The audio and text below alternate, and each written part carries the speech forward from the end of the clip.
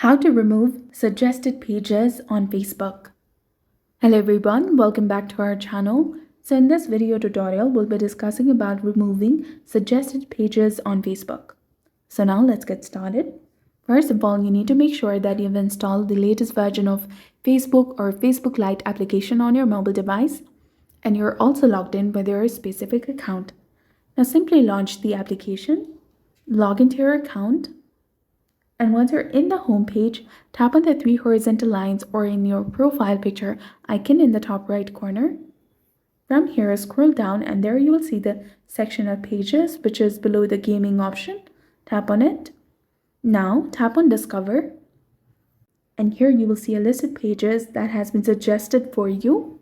Now, in order to simply remove these pages from your suggestions, tap on Remove, which is beside the like button, and you'll be done.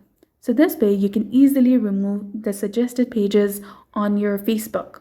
So if you found this guide helpful, please don't forget to like, comment, share, and subscribe to our channel for more amazing tips and tutorials. Thanks for watching. See you in the next one.